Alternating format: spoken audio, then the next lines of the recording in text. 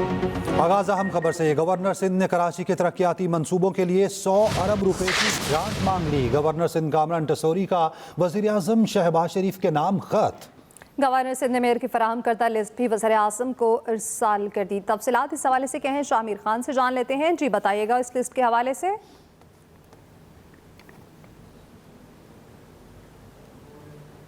शाहमीर से राब्ता कायम करने की कोशिश करेंगे। अभी आपको बताएं, गवर्नर सिंध ने कराची की तरक्याती मंसूबों के लिए 100 अरब रुपए की ग्रांट मांग ली है। गवर्नर सिंध कामरान टसोरी का वज़ीर आज़म शहबाज शरीफ के नाम खत। गवर्नर सिंध ने मेयर के फराहम करदा लिस्ट भी वज़ीर आज़म को इरसाल कर दी। गवर्नर सिंध कामरान टसोरी की जानिब से वज़ीर आज़म शहबाज शरीफ के नाम एक खत लिखा गया है और गवर्नर सिंध ने मेयर की फराहम करदा लिस्ट भी वज़ीर आज़म को इरसाल कर दी है। गवर्नर सिंध ने कराची के तरक्याती मंसूबों के लिए 100 अरब रुपए की ग्रांट मांग ली है और वज़ीर आज़म शहबाज शरीफ के नाम खत लिखा है, जिसमें मेयर की जानिब से फराहम करदा लिस्ट भी वज़ीर आज़म को इरसाल कर दी गई है। गवर्नर सिंध ने कराची के तरक्याती मंसूबों के लिए 100 अरब रुपए की ग्रांट मांग ली। अमरीकी कांग्रेस में बेशुमार करारदादें और कानून साजी होती है। चेयरमैन पीटीआई बैरिस्टर गौहर कहते हैं किसी अमरीकी वफ्द की पाकिस्तान आमद पर पीटीआई से कोई राब्ता नहीं हुआ। एस्टैब्लिशमेंट के साथ राब्तों से मुतालिक उतना ही बाखबर हूँ जितना आप लोग हैं। मौलाना ने मजलिस आमला के बाद 15 अप्रैल को फैसले से आगाह करना है। हमने पहले भी रोका है और जुमलाबाजी किसी सूरत नहीं होना चाहिए। एक दूसरे के पास आप कोलीग्स है कि एक दूसरे में हो जाता है, पब्लिक में ऐसी स्टेटमेंट आना बिल्कुल गलत है। सबके बारे में ब्रीफ किया हुआ है, क्या तरीक़ाकार, मैं उस पर पहले भी स्टेटमेंट दे चुका हूँ। मैंने पूरी तफसील बताई है पार्लियामेंट्री पार्टी को कि टिकटों का तकसीम कैसे हुआ है, सिंध में कैसे हुआ, बलूचिस्तान में कैसे हुआ, पंजाब में कैसे हुआ, KPK में कैसा हुआ।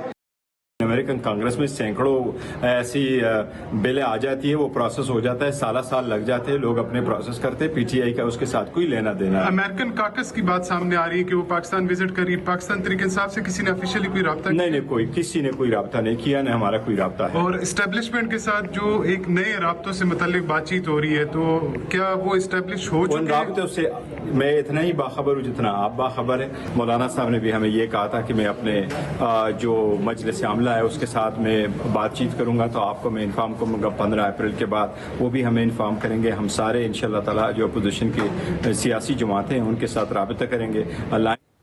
बिजली की कीमतों में कमी से पैदावारी लागत में कमी होगी। वज़ीर आज़म शहबाज शरीफ की मैरीटाइम शोबे में इस्लाहात के हवाले से इजलास में, जिसमें उन्होंने कहा कोशिश है कि मौजूदा तेल की कीमतों में कमी का फ़ायदा मुईशत और अवाम को पहुँचे। मैरीटाइम सेक्टर, इसके ऊपर टास्क फोर्स बनाई गई थी जिसने बहुत अरकरेज़ी के साथ काम किया है और बहुत मेहनत से उन्होंने रिकमेंडेशन बनाई है। बिजली की कीमतों में इज्तिमाई काविशों से 7.5 रुपये औसतन ज़िंदगी के हर शोबे के लिए कीमत कम की है। ये एक बहुत बड़ा रिलीफ न सिर्फ घरेलू सार्फिन के लिए बल्कि सनतकारों के लिए, ज़राअत के शोबे के लिए, कॉमर्स, ट्रेड, एक्सपोर्टर्स के लिए, यानी ज़िंदगी के हर शोबे के लिए इसका एक बहुत बड़ा फ़ायदा पहुंचेगा इंशाअल्लाह। गवर्नर सिंध कामरान टसोरी इस वक्त मीडिया से गुफ्तगू कर रहे हैं। गरीब होते चले जा रहे हैं। 65% लोग इस शहर कराची के मोटरसाइकिलों पर चलते हैं क्योंकि पेट्रोल महंगा है, महंगाई इतनी है कि वो गाड़ी अफोर्ड नहीं कर सकते। तो 65% लोग अगर मोटरसाइकिल पर चल रहे हैं तो आपको उन 65% लोगों के लिए कानून साजी करनी चाहिए।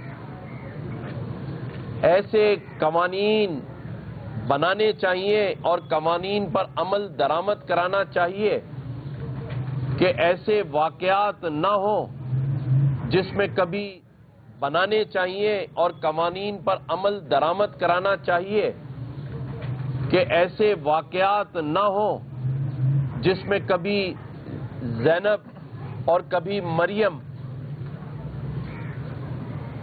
अपने बच्चों को यतीम छोड़कर इस दुनिया से चली जाए।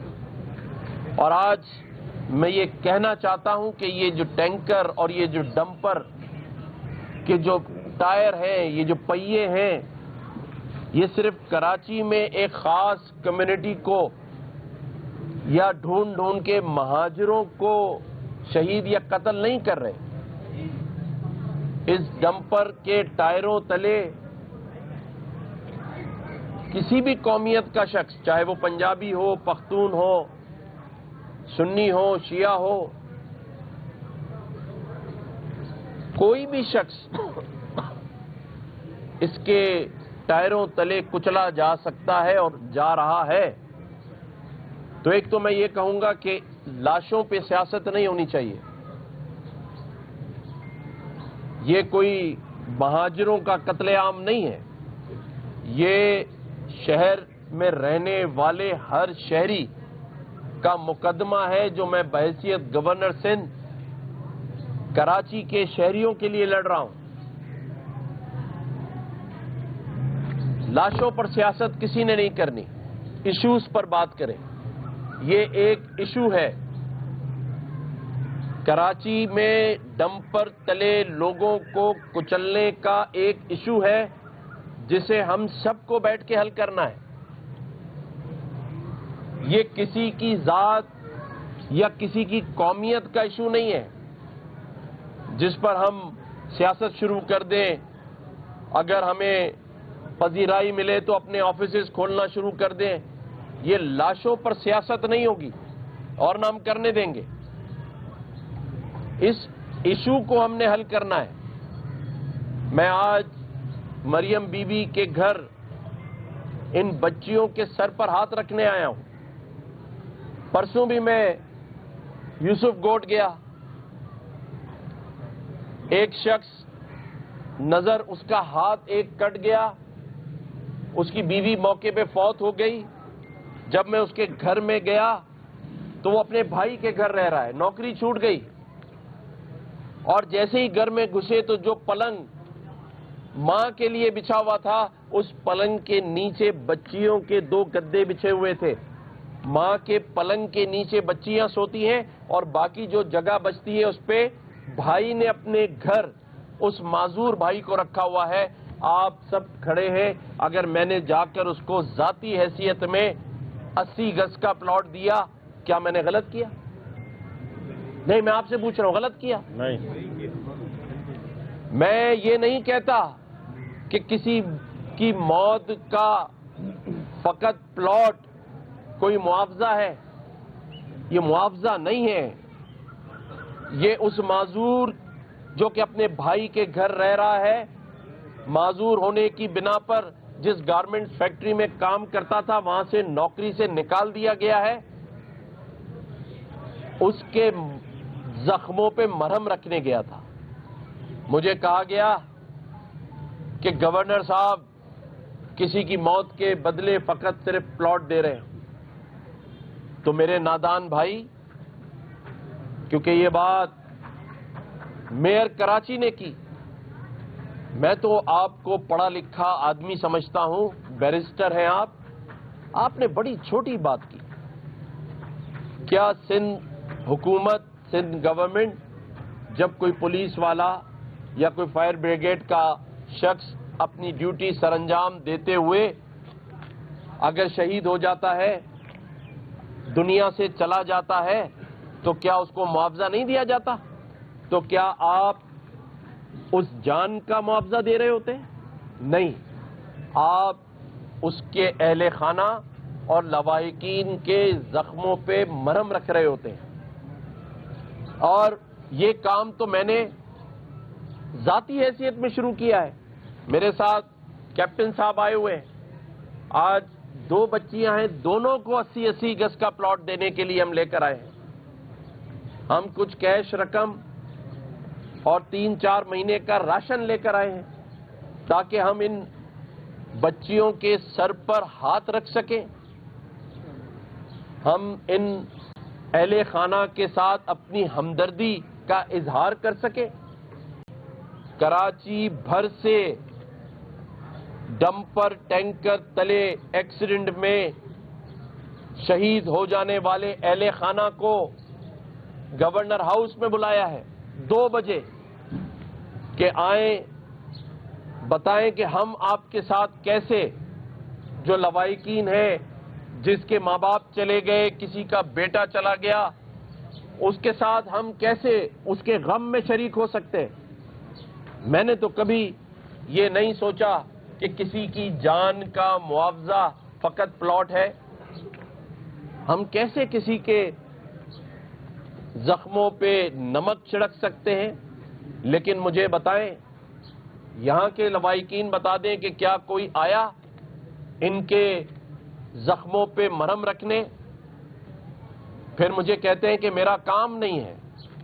ہاں، میرا کام نہیں ہے، لیکن اگر کوئی نہیں کر رہا تو میں اس کراچی کا بیٹا ہوں. مجھے اس کراچی نے بہت کچھ دیا ہے.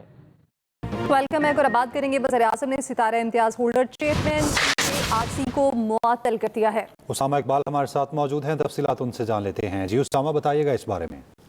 جی بالکل، دیکھیں چیئرمین پی اے آر سی ڈاکٹر غلام محمد علی جو ہے ان کو مبینہ طور پر سسپینڈ کر دیا گیا ہے وزیر اعظم کی جانب سے. جو چیئرمین پی اے آر سی ہیں ڈاکٹر محمد غلام علی، ان کو 23 مارچ کو ستارہ امتیاز بھی دیا گیا تھا اور ان کی جو کارکردگی تھی اس کی بیسس پر ان کو دیا تھا، لیکن وہیں پر وزیر اعظم نے ان کی ناقص کارکردگی پر ان کو معطل کیا ہے اور اس کا نوٹیفیکیشن جو ہے وہ چند جو ہے وہ دنوں میں جاری ہو جائے گا. سمری جو ہے وہ صدر پاکستان کو بھیج دی گئی ہے وزیر اعظم کی جانب سے اور اس پر جو ہے وہ کچھ دن میں عمل درآمد بھی ہو جائے گا اور ان کو معطل بھی کیا جائے گا. اس کے علاوہ جو چیئرمین پی آر سی ہیں ان سے سوال کیا گیا تھا کاٹن انسٹیٹیوٹ کے حوالے سے، جس پر انہوں نے کہا تھا کہ میرے انڈر نہیں آتا، لیکن جب اس کی تحقیقات کی گئی تو ذرائع نے ہمیں یہ بتایا کہ وزیر اعظم نے ان کو ناراضگی کا بھی اظہار کیا اور ان سے جب جواب طلب کیا گیا تو ان کے پاس کوئی جواب نہیں تھا، جس کی بیسس پر ان کو معطل کرنے کا کہا ہے. اور اب سے معطل کرنے کا کہا ہے. بہت شکریہ اسامہ آپ کا. چینگ پنگ باضابطہ طور پر پاکستان کرپٹو کونسل کے اسٹریٹجک مشیر مقرر کر دیے گئے ہیں. اعلان آج پاکستان کرپٹو کونسل کے ساتھ CZ کی ملاقات کے دوران کیا گیا. وزارت خزانہ کے مطابق اجلاس کی صدارت وزیر خزانہ محمد اورنگزیب نے کی. انجینئر رمضان بٹ کو لیسکو کا چیف ایگزیکٹو آفیسر مقرر کر دیا گیا ہے. لیسکو کے بورڈ آف ڈائریکٹرز نے انجینئر رمضان بٹ کو کمپنی کا نیا چیف ایگزیکٹو آفیسر مقرر کیا. تفصیلات اس حوالے سے کیا ہیں، عامر نوید چودھری سے جان لیتے ہیں. جی بتائیے گا. جی بالکل، انجینئر محمد رمضان بٹ کو لیسکو کا نیا چیف ایگزیکٹو آفیسر تعینات کیا گیا ہے. لیسکو کے چیف ایگزیکٹو آفیسر انجینئر شاہد حیدر 4 اپریل کو ریٹائر ہوئے تھے، جس کے بعد لیسکو کے بورڈ آف ڈائریکٹرز نے میرٹ پر فیصلہ کرتے ہوئے لیسکو کے سینئر ترین جو ہے chief engineer Muhammad Ramzan but انہیں اس عہدے کا چارج دیا ہے. محمد رمضان بٹ تھائی لینڈ سمیت دیگر ممالک سے اعلیٰ تعلیم یافتہ ہے اور لیسکو کے ساتھ ساتھ گیپکو میں بھی وہ اعلیٰ عہدوں پر تعینات رہے ہیں. رمضان بٹ لیسکو انجینئرنگ ایسوسیشن کے پیٹرن بھی ہیں اور انجینئرز کے حوالے سے جو تحریکیں چلی اس میں بھی نمایاں کردار ادا کیا. رمضان بٹ نے جو 4 سنبھالا اس سے پہلے یہ بطور GM ٹیکنیکل کام کر رہے. لیسکو میں chief engineer MM chief engineer design کے عہدوں پر بھی انہوں نے کام کیا. رمضان بٹ کا اس حوالے سے یہ کہنا ہے کہ بطور چیف ایگزیکٹو لیسکو میں کسٹمر سروس کو بہتر بنایا جائے گا. ملازمین کی فلاح و بہبود ان کی اولین ترجیح ہوگی اور وہ اسے ایک چیلنج کے طور پر لیں گے اور اسے بہتر. عامر نوید چودھری اپڈیٹ کر رہے تھے، شکریہ آپ کا. اس کے ساتھ نیوز ٹوڈے فی الوقت اتنا ہی. مزید خبریں اور اپڈیٹس کے لیے آپ وزٹ کر سکتے ہیں express.tk. تو دیکھتے رہیے ایکسپریس نیوز اور رکھیے ہر خبر پر نظر.